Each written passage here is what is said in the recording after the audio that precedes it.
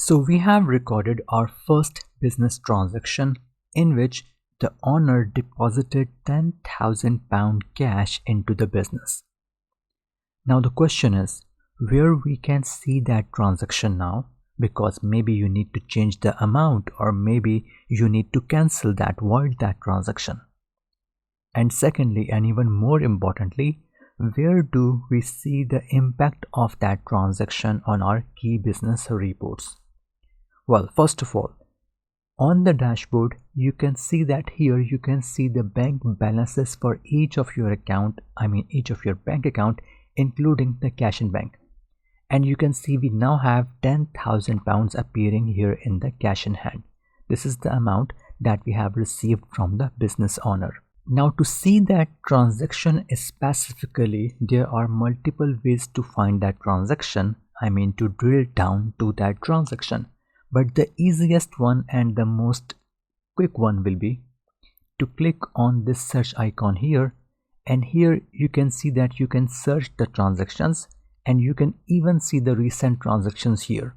So a deposit by the Anna business owner, £10,000. If I click here, it will take me to that transaction. But before I do that, let me show you that how you can actually search here your particular transaction. So if you know anything about your transaction, maybe you know the name that this transaction is from the owner Anna, you can just write that and you can see you can find that transaction. Or maybe you can just type in the amount and you will be able to see that system has found that transaction which is amounting to £10,000. And even more importantly, what we can do is, if you want to use the advanced search criteria, you will click here on the advanced search, and here you can see that you can filter down the transaction between or at a specific date. You can search your transactions by filtering down the specific transaction type. You can enter the reference number, the contact person, the amount, or even the memo. And even there are multiple other filters as well. For example, the products and services and even the accounts.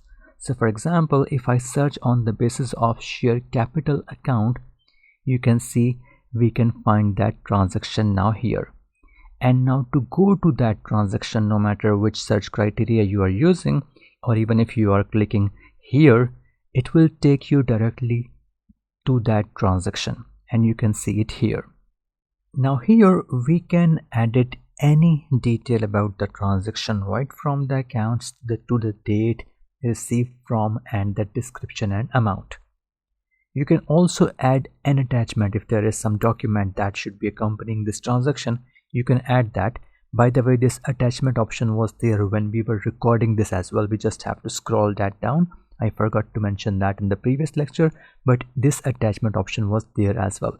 So you can just drag and drop that here, or you can click here and select the file from your computer. Other than editing this transaction, I will just edit this for you and show that to you how it works. But before I go there, let me show you some other options. If we click on this more option here, you can delete this transaction all the way, and you can check the history, that who recorded this transaction and on what date this transaction was recorded by clicking here. So if I click on this audit history here, this will take you to this screen where you can see that at what date and time this transaction was added. Now since this has been added by myself on this account, the name here is not mentioned, but if there are multiple users on your QuickBooks, it will also be mentioned that which user has added this transaction. Now going back here is a bit tricky. All you need to do is to click on this deposit ID here so that we can go back to the transaction. And one more thing that I need to show you here is to see this transaction journal. Now if you are not an accountant, this is not something for you, but if you are accountant, you can click here and see the complete transaction double entry here. Now here we can see that which account has been debited and which account has been credited. After that, to go back to the original transaction, we will click here. Again, a bit tricky here how to go back to the transactions. So just click on this line description here and it will take you back to your original transaction here. Now what if we have to edit the amount? Maybe say that the original deposit amount was 12,000 and we mistakenly recorded 10,000 and we need to correct it now. All you need to do is to change the amount here and click on save and close, and as we click on this you can see that the transaction has been closed.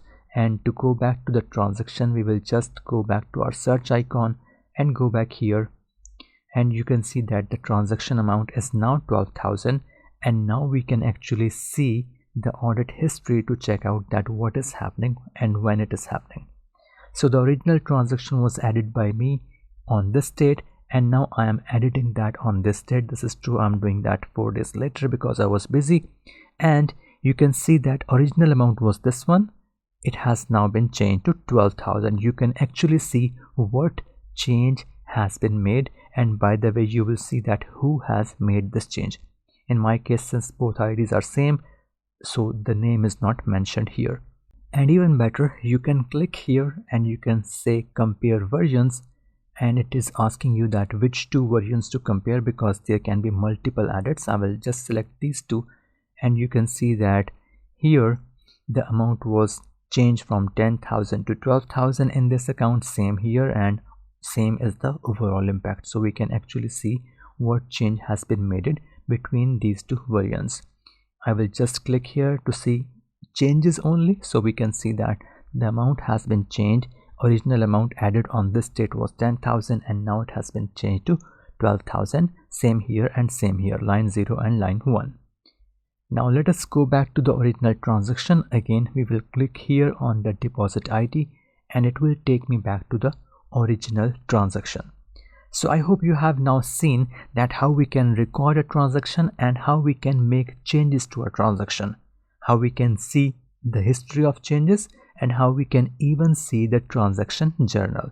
So let us go there again, and now it should be 12,000 is straightforward because again there is only one transaction now in our system that was originally 10,000 pounds, which has now been changed to 12,000. So the journal entry should be appearing as 12,000 here. So I hope this is making sense to you now. Now let us go back to our dashboard and let us start from there again. So until now we have recorded our transaction in QuickBooks Online, and then we have also seen how to find that transaction, how to edit that, if we have to delete, how to delete that, and if we have to see the impact of transaction in accounting, we can see the journal as well. Now the next thing is how we can see the impact of this transaction on our business reports and which reports have been impacted by this transaction. Let us explore that deeply in the next lecture.